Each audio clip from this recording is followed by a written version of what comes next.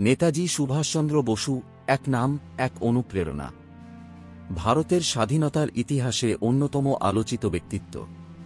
কিন্তু তাকে ঘিরে সবচেয়ে বড় প্রশ্ন আজও অনুত্তরিত। নেতাজি কি সত্যি ১৯৪৫ সালের ১৮ আগস্ট তাইহোকু তাইওয়ানের বিমান দুর্ঘটনায় শহীদ হয়েছিলেন, নাকি এর পিছনে রয়েছে এক গভীর রহস্য? আজকের এই ভিডিওতে চলুন আমরা একবার সমস্ত তথ্য, গবেষণা আর ষড়যন্ত্র তত্ত্ব একসাথে দেখে নিই। ১৯৪৫ সালের আগস্ট, দ্বিতীয় বিশ্বযুদ্ধ শেষের পথে।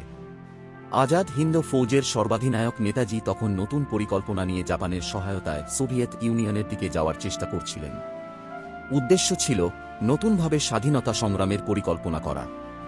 ১৮ আগস্ট খবর আসে নেতাজি তাইহোকু বিমানবন্দরে বিমান দুর্ঘটনায় নিহত হয়েছেন। সেই খবরে সারা ভারত শোকাচ্ছন্ন হয়ে পড়ে। থেকেই শুরু হয় বিতর্ক আর রহস্য।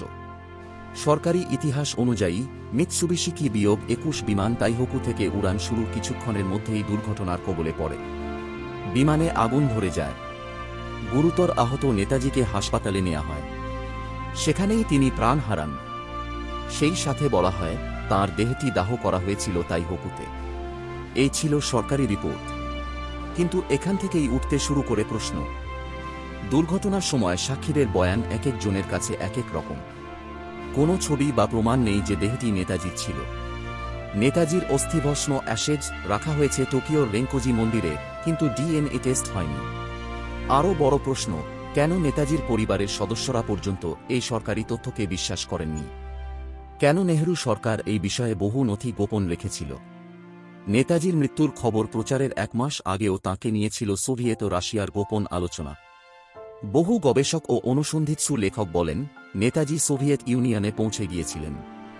সেখান থেকে হয়তো তিনি নতুন রাজনৈতিক অবস্থার জন্য অপেক্ষা করছিলেন।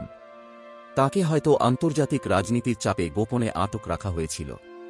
কেউ বলেন তিনি ভারতে ফিরে এসেছিলেন গোপনে, গুমনামি বাবা রূপে ফৈজাবাদে জীবন কাটিয়েছেন। অনেক গোপন নথি এখনও ভারতের সরকারের কাছে রয়েছে, যেগুলি প্রকাশ পায়নি। ২০১৫ সালে বহু ফাইল ডিক্লাসিফাই করা হয়, কিন্তু এখনও স্পষ্ট প্রমাণ নেই। নেতাজির পরিবারের অনেক সদস্য এখনও মনে করেন সরকারি নথি গোপন রয়েছে, সেগুলি পুরোপুরি প্রকাশ করা উচিত। বহু গবেষক আজও নতুন তথ্য খুঁজে বের করার চেষ্টা করছেন।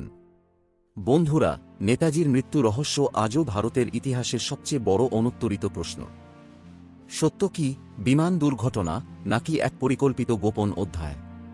সময়ের সাথে সাথে হয়তো সত্য উদ্ঘাটিত হবে, কিন্তু যতদিন না সেই সত্য সামনে আসে, নেতাজির অসীম সাহস, আত্মত্যাগ আর দেশপ্রেম আমাদের অনুপ্রেরণা যোগাবে। আপনার কি মত? আপনি কি মনে করেন নেতাজি বিমান দুর্ঘটনায় মারা গিয়েছিলেন, নাকি এটা ছিল একটা ষড়যন্ত্র? কমেন্ট করে জানাতে ভুলবেন না।